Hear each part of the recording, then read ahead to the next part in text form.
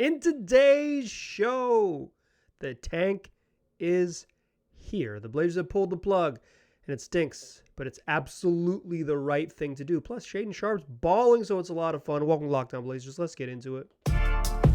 You are Locked On Trailblazers, your daily Portland Trailblazers podcast. Part of the Locked On Podcast Network, your team every day.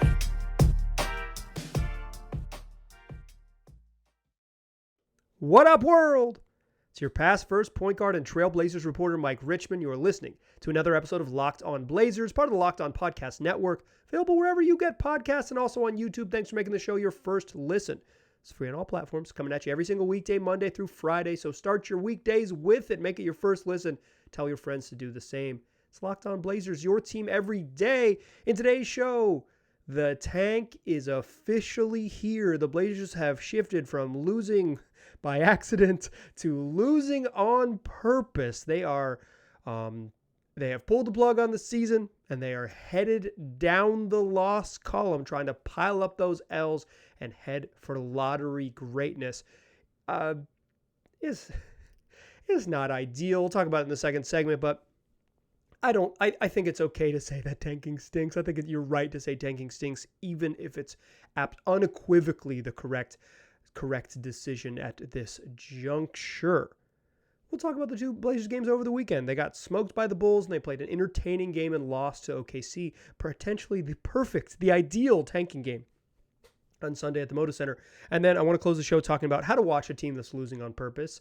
There's not like some special art to it, but I'll talk about how I'm going to do it because you want this team to lose at this point. Like if they're headed in this direction, it's better if they lose. We'll talk about appreciating what to appreciate, what to watch for, how I'll watch for things in a loss. But before we do that, we got to get through two games.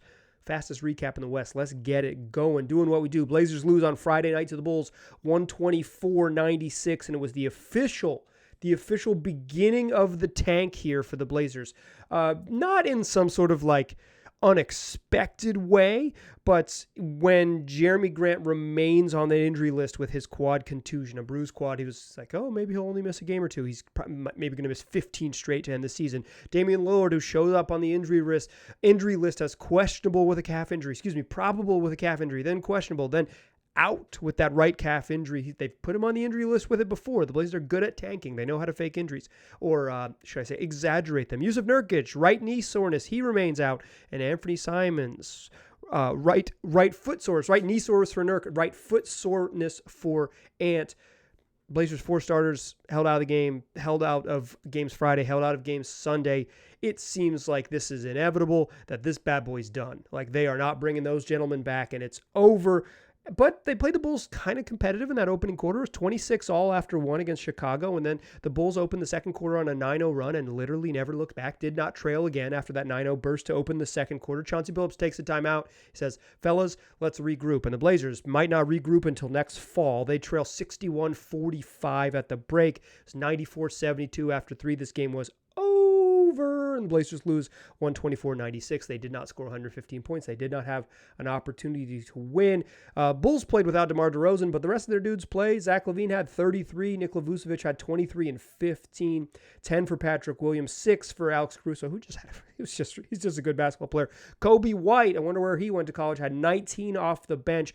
Ayo Dosunmu had 13 as well off the bench as the Bulls shot 57% and 61% from 3, 17 of 28 from the three-point line. They were raining in threes against the Blazers, carving up a weird zone and beating folks off the dribble and spraying out threes, and then just a hot shooting night for Kobe, and Zach LaVine hit 6 threes, and that's that. Shaedon Sharpe, he was the star in this one. We're going to talk a lot about him in this podcast. 24 points in the start. He played 38 minutes.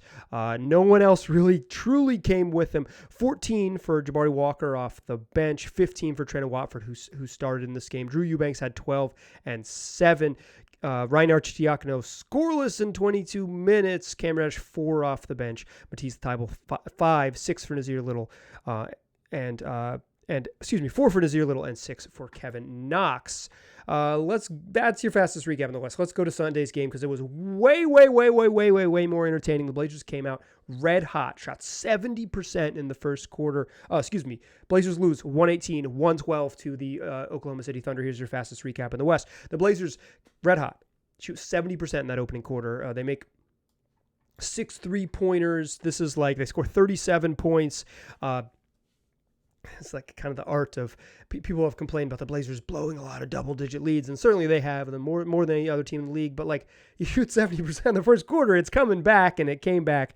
They end up down 68-62 at halftime after OKC scored 43, count them, in the second quarter rather, to take a 6-point lead in the halftime. Blazers just 25 points in that second quarter. 96-92 though after 3. Blazers really entertaining third quarter to keep themselves in it, and Portland was in it all the way. At the 8-minute mark, this game was tied. The Blazers cut it to 2-2 on 3 separate occasions. They never had the ball with a chance to tie or take the lead, but 3 separate occasions down 2. Shaedon Sharpe steps to the free throw line down 4 with 38 seconds left, misses both free throws. He hits those.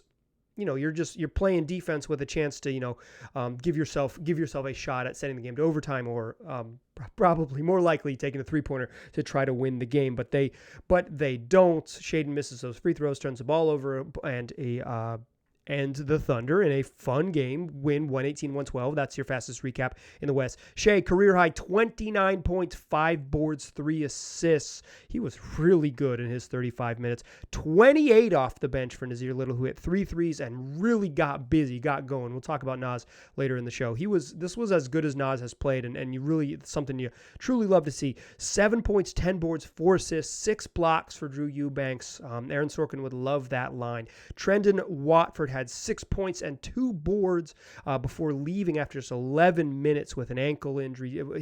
They said he was cleared to return, but he didn't come back. Matisse Thybulle, 8 points and 4 boards.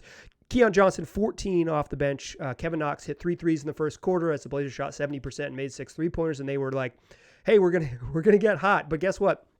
If Kevin Knox was making 3 threes every quarter, he'd be a different player. He finishes with 11 and 5. Jabari Walker had 2 in his 15 minutes. Cam Reddish had 4. That's what happened over the weekends. I think the Thunder game was really fun. One of the problems when your team is losing on purpose is that I'm watching this game in the third quarter is really entertaining, just like a fun quarter that both teams going back and forth. The Blazers kind of found their rhythm after a sloppy second quarter, and it's like, oh, they're gonna make this a game. It's still close heading into the fourth. Like it's tied with 8 minutes left. Like I said, it's Blazers missed a couple shots, had some turnovers late that could have kept themselves in it. Shaedon Sharpe missed a tough driving layup, but that was a big bucket that could have cut the lead to 2 again. Like they just had some opportunities, couldn't get that bucket and the score that they needed, but straight up really fun game, like a just entertaining game. But the problem is you're watching this game and you're like, they got to lose though. Like they got to lose. Like I'm literally planning out this podcast. Like I don't care if they win. Like I'm not gonna go nuts if they screw up their lottery odds. I don't. That's on them, right? The players play to win. Like I'm not gonna go ballistic here. I bet you can find someone going ballistic somewhere on the internet. That's what people do on the internet, baby. But here, I'm just like, I would have been like, whoops, they couldn't even lose, right? We would have had a little fun with it. But you're literally watching them rooting for them to lose. That stinks.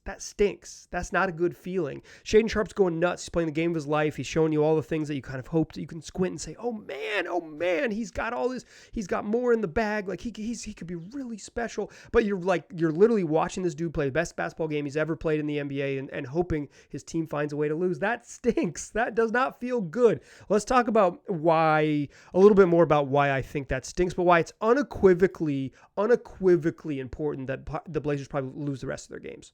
Like they need to lose the rest of their games. As bad as that sounds, as sort of as stupid as it is, they need to lose the rest of their games. They're doing the right thing. Let's talk about stacking losses in the second segment. But first, let me tell you about PrizePicks. It's fantasy sports made easy, daily fantasy made easy and made fun, quite frankly. I played on the app, but you can also go to PrizePicks.com and play, and you can play a bunch of sports, and you're just picking above or below the projections set by PrizePicks. I play the NBA, so it's things like points, rebounds, assists, steals, blocks. PrizePicks sets their projection line. You go above or below that line. You pick 2 and 6 players on every entry. You can win up to 25 times if you go perfect 6 for 6. But if you're not feeling that lucky, you set your own odds. You say, I'm going to get 4 out of 6 right, and PrizePicks pays you out. You say, I'm going to get 5 out of 6 right, and PrizePicks pays you out. Plus, they pay you quickly, safe, and fast withdrawals once you do win. And right now, if you're a first-time user, go to PrizePicks.com, download the app, and when you do, sign up using the promo code LOCKEDON for a 100% instant deposit match up to $100. So put in $100, get $100.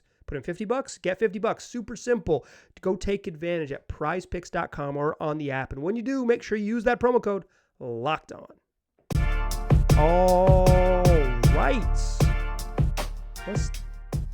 Let us talk about why tanking is bad.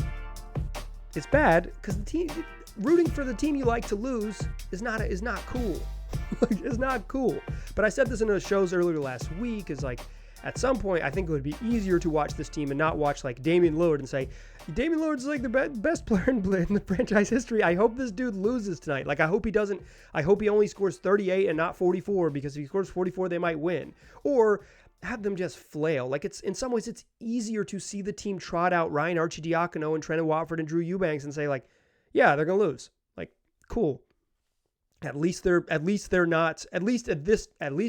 it's intentional. But the intentionality doesn't really make it feel better. It makes it feel like a little easier because your expectations have shifted. But like, it stinks. It stinks. It's bad that the NBA has made this the right thing to do, but unequivocally it's the correct call at this point in the season. I think there's some straw man stuff that I'll go ahead and huff and puff on real quick. There's an idea that losing creates a losing culture. And yeah, sure it does. But isn't the losing the Blazers did in the first 70 games not the last 12? Isn't the 70 games of losing worse for their culture than 12 games of intentionally losing? To me, those 70 are much worse for the holistic culture of winning basketball that you might want to create than the like situation where you aren't very good in those opening 70 games. And so the last 12, you're like, we stink, we're out of here, peace. Or even when the Blazers pulled the plug earlier last season, like the first 59 games, when you stink, you stink. You've already created the culture of losing. You're bad. That's why you're tanking. And the Blazers are aggressively going for it. Like, I do not believe in the straw man that losing culture is a problem. Secondly, teams that have created this quote unquote losing culture, such as the Oklahoma City Thunder that the Blazers have played tonight, they look pretty stinking good. You know what you need? You need to create that losing culture so you collect a bunch of talented draft picks like Jalen Williams out of Santa Clara. You get J-Dub on the roster.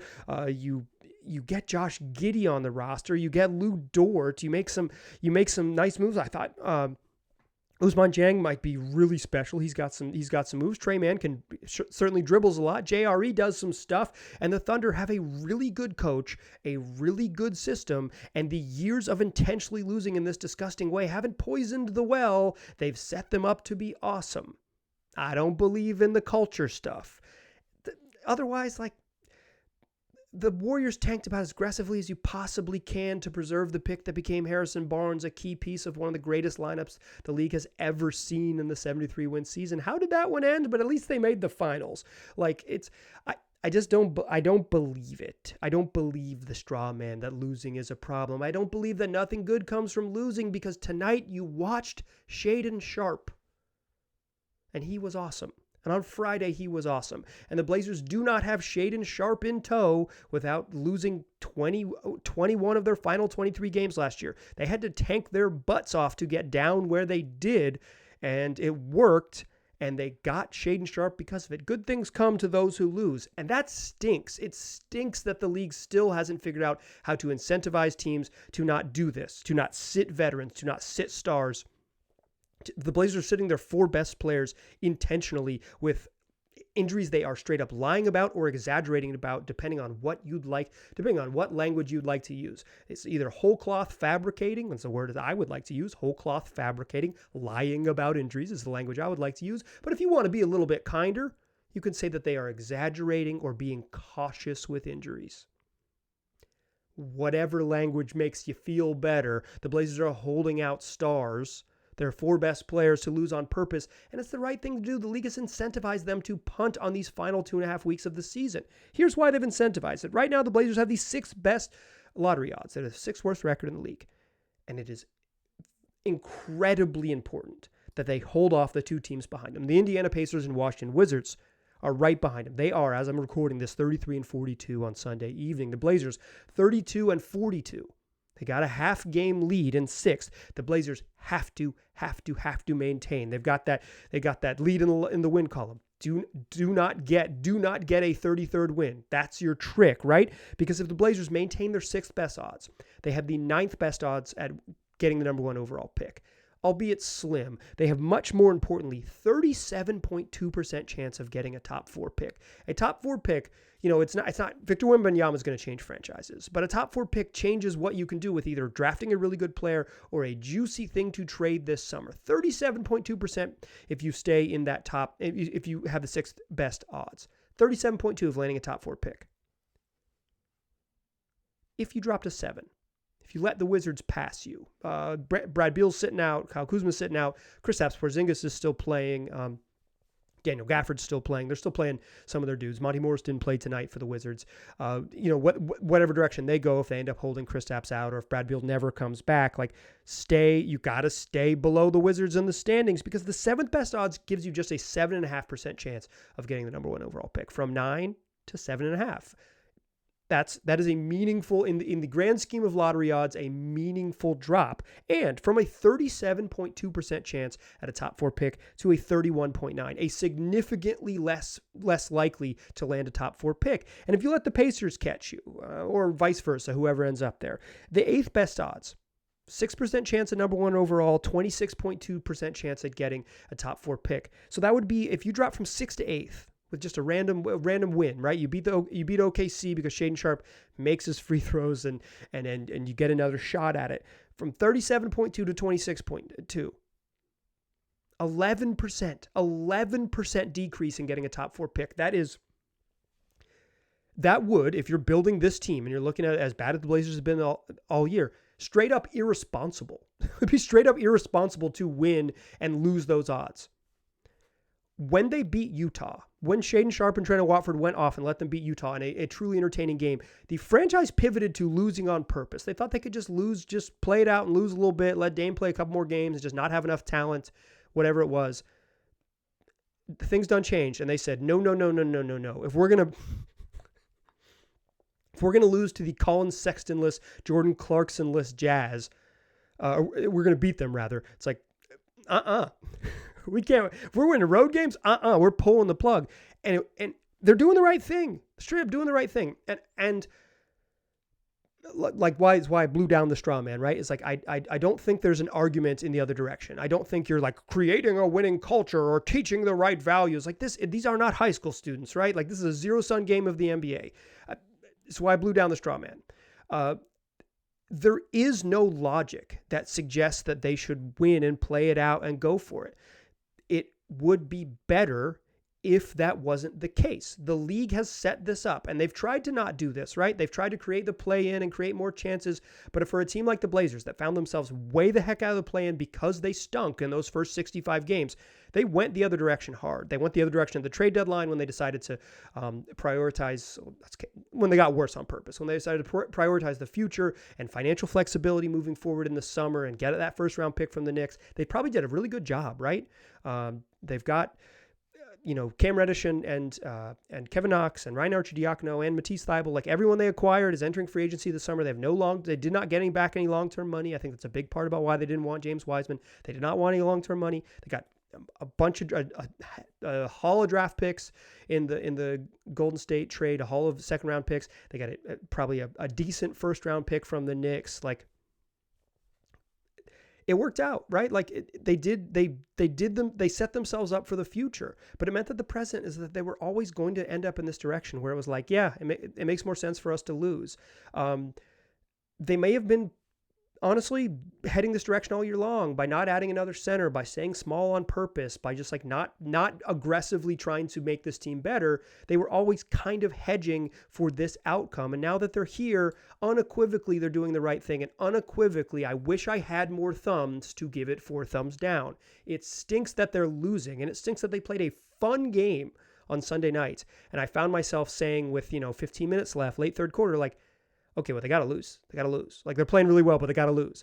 That stinks. That stinks. It's bad for fans. It's bad for people like watching it's a bad product watching a team, a young team, particularly like this. It's like watching Nassir Little and Shaedon Sharpe kill it and say like, okay, slow down, y'all.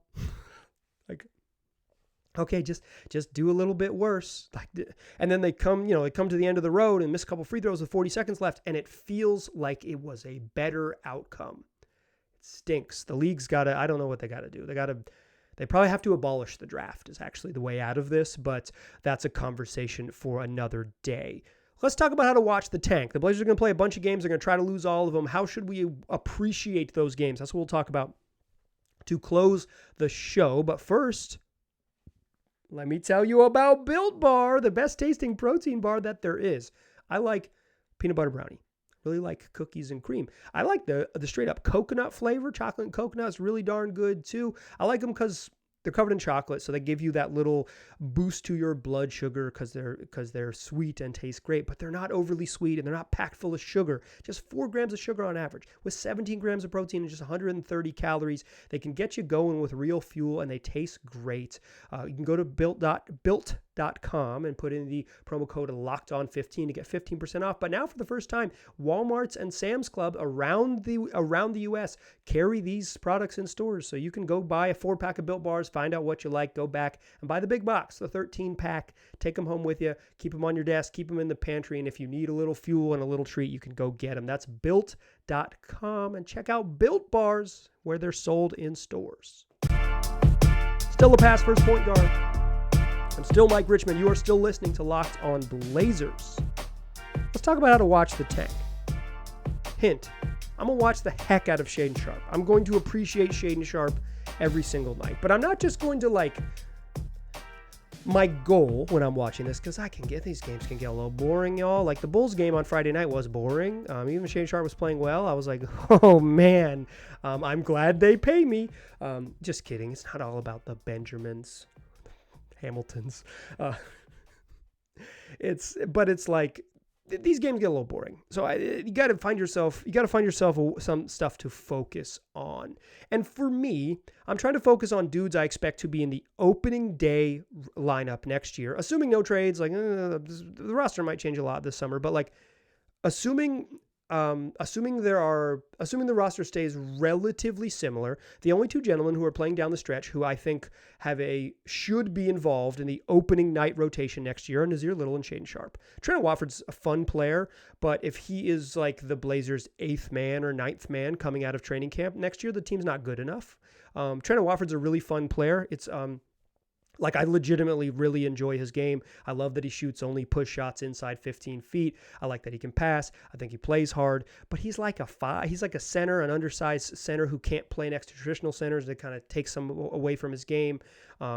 He's a weird player. I will root for Trenton forever, but if you're trying to win a playoff series, he's got to be on the fringe of the rotation, not up in it. So Nassir Little, Shaedon Sharpe, those guys you root for, and even quite frankly, Shaedon Sharpe being part of a playoff rotation next year is hopeful more than it is a lock. Maybe even the same with Nas, honestly, with how inconsistent he's been over the years. But we're being generous here, y'all. And at some point, you got to admit that you're banking on players like Nassir Little under contract for multiple seasons, Shaedon Sharpe under contract for multiple seasons, taking big steps this summer and being noticeably better. So what do they need to get noticeably better? I'm going to appreciate Shaedon Sharpe because his game is smooth, his game is fun, and he's never showed an emotion on his face at any point ever. 0 emoting. But what I want to see from Sharpe is because his opportunities and his just the ask for him, his responsibilities are going to expand. I want to see him do some of the things that he hasn't been great at this year a little bit better. I still want to see him be shot ready when he's opposite the ball, shoot the ball with his, when his feet are set, really smooth looking stroke. I want to see him get to the rim. I want to see him, he's pretty good at playing the passing lanes. He's got length, and he's quick enough to be have some anticipatory defense. He's not a wonderful defender, but he can get in the passing lanes and get some steals. See him do that stuff, right? I want to see the dunks. Love the alley-oops. Had one tonight where Nas threw him an alley-oop and then committed a foul. So it'll be erased from the highlights, but it was an awesome dunk. See that. But I also want to see Shaedon continue to attack the rim. I think over the last 6 weeks, maybe, he has been more physical on his drives. Like, he drives into people's chests with a little more confidence, but he doesn't have that sort of blow-by gear that maybe you would expect someone with his vertical ability to have, that first step burst where he's just takes that first step, you can't stay in front of him, kind of like Zach LaVine style, where it's just even if he doesn't get to the rim, he can get to his pull-up so quickly because that first little jab step move is so fast. Shaedon doesn't really have that yet. So a lot of what his moves are get space and then attack into people's chests with physicality. I think he's done a lot better with that. And one of the ways he's done that is that he slows down well. You know what stars do? They decelerate. It's what made James Harden special. It's what made Luka Doncic special. It's quite frankly one of Dame's best skills, is that he can go from fast to slow and use his strength. And Shaedon has been good at that, but continue to get good at that, because the shiftiness where he's going to blow past someone and then be able to make his move is maybe not there. But he has continue to work on that handle, continue to drive into the paint and try to use, he has little side steps, little Euro moves that are nice, continue to make those moves. And when he does have space, boy, if you give him a runway, he can dunk. But the decel stuff, the slow down stuff, accept contact on drives and go up and finish. That is if he could do that with consistency, he's going to be a very good NBA player, quickly, because he can really shoot it and all those things. But improve your handle, improve that drive, improve that accepting the physicality and finishing through contact on a drive. And particularly the ones where you go from, 60 miles an hour to 4 miles an hour, that kind of decel into someone's chest, where I feel like he's been good at that. I'm sure I'm not the first person to say he attacks the rim better second half of the season. I bet Corey Jez has even come with stats that I've missed on there. Shout out to the God. See him do more of that. And I want to see him do play make a little bit more. Pass the ball a little bit more. He doesn't need to be like a point guard. That's not going to be his role, but a little bit, if he's going to run a ton of pick and rolls, just some playmaking stuff.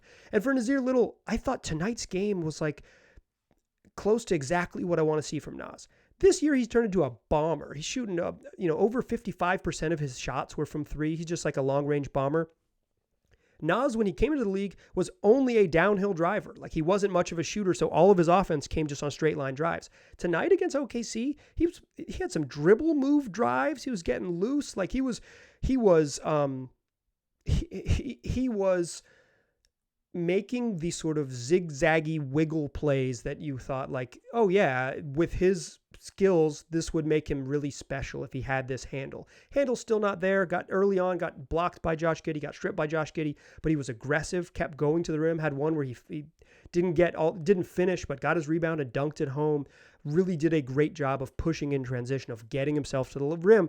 You add that slashing ability with the shot that he has really honed in. He's a player, but he has to have more variety in his offensive game. So what I want to see from both guys is, I want to see Shaedon Sharpe run a million pick and rolls and fail, and then I want to see him learn and then fail again and then learn and be a teenager, right? And get better. But adding to the parts of their game that when they do play with better players, that they can be more effective. Shaedon Sharpe as a slasher who has slashes and can finish through contact and with contact, and not only straight line dunks, but has a little more variety in his attacks to the rim. Valuable. A Nassir Little who isn't just a shooter, but can leverage that shooting to have a little bit of wiggle off the bounce, a little bit of moves off the bounce to finish and be aggressive inside. I thought Nas was straight up excellent in this game, and he only took 6 threes. He took 15 2-pointers, 8 of 15 inside the lane. Love it. Go. The shots are there for you. Go get them, Nas. Load up on them. Get as many. Be selfish. Honestly, for both Sharpe and Little, be a little bit selfish. Play make when you can, but go work on your offense. Go get yours. Make sure you are scoring for Shaedon Sharpe 25 plus a night, because he can. He's that talented. And for Little, 18, 19, no prop. 18, 19 plus. Start at 18 points every night, because go get your shots. If you need 22 shots to get 18, go get your 22 shots to get 18. Just go, and work on your game. Work on your driving game. That's what I'm focused on. I like to see. I think Drew Eubanks is improving as a playmaker. I thought tonight he had a great rim protecting game against a small OKC team that didn't really dunk on him, even though he was kind of loading up on some to block shots. He was really baiting them to go to the rim and blocking shots. I thought he played well. I'll enjoy it. I thought Keon Johnson played well. I thought Kevin Knox had some moments when he played well. I'm a little worried about Cam Reddish. He's been invisible in these 2 games. That's the thing I'll definitely watch is like if Cam can't find a way to be a kind of a loud presence in these games, I'd be a little worried about him. It's if you can only fit in playing next to stars, that's fine, right? But it is specific to what you can contribute, right? Like you got to figure out how to be. You got to figure out how to have a little louder game. You want to see more from Cam Reddish. That's how I'm going to watch the game. Expansion of Shaedon Sharpe, expansion of Azir Little, and appreciate the little things from the other guys who I don't think will be involved in the rotation too much next year. I'm not really worried about Matisse Thybulle. Like he doesn't have much individual offense. He's such a complimentary, he's such a I'm the 5th starter type of player or a bench defensive specialist. It's like what you don't even want him to expand his offensive game in this. Like I would much rather have Nas or even Cam Reddish, quite frankly, and certainly Shaedon Sharpe get the reps on offense over Matisse because it's just not going to be his role. It's not realistic. The other guys, they can grow into a bigger role. So let's go ahead and see it. That's what I'm going to be watching. Comment below or shoot me an email, lockedonblazerspod@gmail.com. Let me know what you're going to be watching from the Blazers tank because they're going to lose some games and we're going to have to enjoy them. New Orleans, Sacramento, 5-game road trip back for the Warriors on Easter Sunday to end the year. That's where we are headed. Catch your L's while you can, because you gotta lose. Regardless, Locked On Blazers ain't going anywhere. So tell your friends about it. Make it your first listen. Come back tomorrow. We'll do it again. I appreciate you listening. Talk to you soon.